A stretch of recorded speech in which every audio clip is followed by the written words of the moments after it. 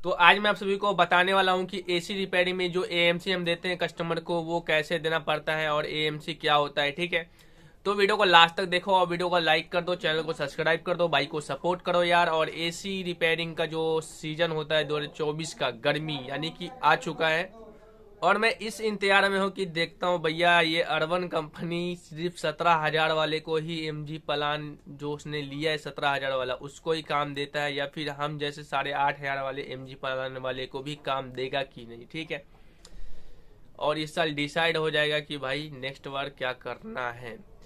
तो वीडियो को लास्ट तक देखो और मैं एमसी के बारे में डिटेल में बताने वाला हूँ। तो वीडियो को लाइक कर देना, चैनल को सब्सक्राइब कर देना। देखो यार आप लोग भाई को सपोर्ट करो, देखो आप ही लोग सहारा हो मेरा, बस मेरे को इतना पता है।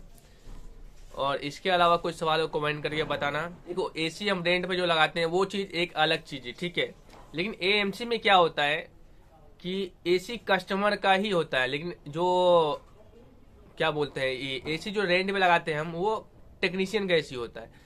तो एएमसी कस्टमर के एसी में ही देना पड़ता है, यानी कस्टमर का एसी रहेगा और आपको वहां पे क्या करना है कि कस्टमर को गर्मी भर का, यानी कि आप चाहे तो 1 साल का भी दे सकते हो, आपका दिल करे।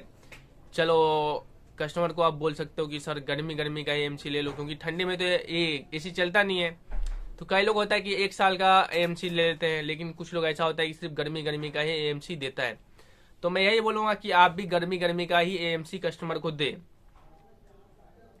तो एएमसी का मतलब यही होता है कि एसी में कुछ भी खराब हुआ, कोई सा भी पार्ट, तो टेक्नीशियन को देना पड़ेगा उसका फ्री में करके। ठीक है, ऐसा होता है। पैसा एक बार ले लेना है कस्टमर से पूरा, लेकिन जब कुछ एसी में खराब होता है, लाइक कंप्रेसर खराब हुआ तो टेक्नीशियन भरेगा अपने जेब से, कूलिंग कॉइल चेंज करना पड़ा तो टेक्नीशियन अपने जेब से भरेगा, पीसीबी खराब हुआ तो टेक्नीशियन अपने जेब से भरेगा। ठीक है, तो ऐसा होता है एएमसी, यही रूल होता है एएमसी में। तो रही बात की यार ऐसे में तो एसी टेक्नीशियन को तो नुकसान हो जाएगा एएमसी देगा तो, लेकिन ऐसा नहीं होता। प्रॉफिट कैसे होता है मैं आप सभी को बताने वाला हूँ। ठीक है, देखो यहाँ पे कि मतलब कि जैसे कि आपने गर्मी गर्मी का कस्टमर से एएमसी लिया, कस्टमर को एएमसी दिया, ठीक है, तो मान लो कि आपने स्प्लिट एसी का लिया कस्टमर से 5 या 6 हजार में एएमसी दे दो। अब कस्टमर से आपको डीलिंग कर लेना है उस वाला पार्ट्स का जिसमें ज्यादा खर्चा होता है। ठीक है, जैसे कि इन्वर्टर एसी है तो उसमें पीसीबी का और कंप्रेसर का वारंटी ना दो। ठीक है, मान लो पीसीबी खराब हुआ तो आपका लंबा चूना लगेगा, 2,000 रुपये रिपेयरिंग का लगेगा, भैया नुकसान हो जाएगा ना। फिर 5,000 रुपये ले रहे हो कस्टमर से, 2,000 रुपये पीसीबी में भर दे रहे हो, नुकसान हो जाएगा। और कंप्रेसर का मत दो, कंप्रेसर तो कम ही चांस है खराब होता है इन्वर्टर एसी का, लेकिन तब भी मत दो क्योंकि साला इन्वर्टर एसी का कंप्रेसर बहुत ज्यादा महंगा है। इसके अलावा पूरा बॉडी का दे दो, कूलिंग कोयल का दे दो। कूलिंग कोयल बहुत कम चांस है कि बीच से लीकेज होगा, आप जब यू बैंड की तरफ से लीकेज होगा तो आप रिपेयर करके तो चला ही दोगे, है ना, गर्मी भर चला तो दोगे।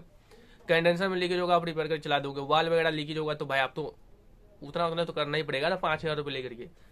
तो इस तरह से प्रॉफिट होगा आपका। अब रही बात नॉन इन्वर्टर में क्या चीज का दे क्या चीज का ना दे, तो नॉन इन्वर्टर में सेम ऐसी देखो, नॉन इन्वर्टर में अगर आप लोग कवाड़ी वाला का पता है कि कवाड़ी वाला है कहीं पे जो एसी का पूरा सामान दे देता है सेकंड हैंड, तो भाई आप चाहो तो पूरा एसी का दे दो। और आपको लगता है कि नहीं अगर मुझे कंप्रेसर खराब हो गया तो फिर काफी नुकसान हो जाएगा, है ना, 1.5 टन का कंप्रेसर लाओगे 8-9 हजार रुपये लग जाएगा, तो कस्टमर को बोल दो भैया कंप्रेसर खराब होगा तो हम कंप्रेसर का नहीं देंगे, बाकी पीसीबी खराब होगा तो हम उसको रिपेयरिंग करवा देंगे, गैस लीकेज हो जाए तो कर देंगे हम, सर्विस की जरूरत पड़ा तो फ्री में कर देंगे हम।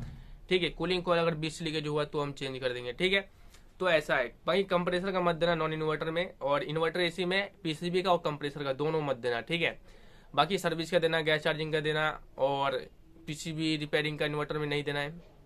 वाल लीकेज हुआ तो वाल चेंज कर देना। ठीक है, कूलिंग कॉइल लीकेज हुआ बीच से तो चेंज कर देना, रिपेयरिंग करने लायक हो तो रिपेयर कर देना। तो आप लोगों को उम्मीद करता हूँ समझ में आ गया होगा और मैंने बता भी दिया। विंडो एसी का भी सेम लेना 5,000 रुपये के आसपास, इससे कम मत लेना। अगर मतलब आपको पूरे एसी का देना है तो इन्वर्टर एसी में देना तो भैया मेरे को लगता है पूरा पूरा रिक्स है। अगर आप 10,000 रुपये भी लेते हो कस्टमर से तो कम कस्टमर को बोलो कि मान लो फाला तब भी फोल्ड है, अगर मान लो पीसीबी रिपेयरिंग नहीं हुआ तो चेंज करना पड़ेगा, चेंज करवाओगे तो 5-6 हजार रुपये एक ही बार चला जाएगा। लेकिन ज्यादा चांस है कि इन्वर्टर एसी का पीसीबी रिपेयर हो जाए। 10,000 में पूरा एसी का दे सकते हो, मेरे को लगता है कुछ दिक्कत नहीं है, पर 10,000 रुपये कोई भी कस्टमर नहीं देगा। ठीक है, तो ये था एएमसी। एएमसी का मतलब बस यही था कि आप कस्टमर से एक बार जाओ, पूरा एसी का वारंटी कस्टमर को दे दो और कस्टमर से एक बार ही पूरा पैसा ले लो। अब एसी में कुछ भी खराब होता है तो आपको चेंज करना पड़ेगा। और इसके अलावा अगर आप ऐसा नहीं चाहते हो पूरा एसी का हम नहीं दें वारंटी, तो आप कस्टमर को बोल दो कि ये इनमें से ऐसे कि कंप्रेसर खराब हुआ, पीसीबी खराब हुआ तो उसका हम वारंटी नहीं देंगे, बाकी गैस लीकेज हुआ, सर्विस का हुआ, वाल चेंज हुआ, कूलिंग कॉइल बदलना पड़ा तो हम उसका देंगे। तो इस प्रकार से आप लोग वारंटी दे सकते हो। तो उम्मीद करता हूँ आप लोगों को समझ में आ चुका होगा। मैंने दोनों तरीके से बताया। मैं तो ये भी बताया कि पूरा एसी का भी दे दो वारंटी, और आप चाहो तो कुछ कुछ पार्ट्स का दे दो, पूरा एसी का मत दो, है ना, ये भी बता दिया। तो अगर आप लोगों को अभी भी समझ में नहीं आया तो क्या समझ में नहीं आया कमेंट करके मुझे को बताना, मैं वहाँ पे आप लोगों को करेक्शन कर दूंगा, बता दूंगा। ठीक है दोस्तों, बाकी मिलते हैं एक और वीडियो में। थैंक यू सो मच आप सभी का वीडियो देखने के लिए। उम्मीद करता हूँ वीडियो पसंद आया होगा। Take care and bye.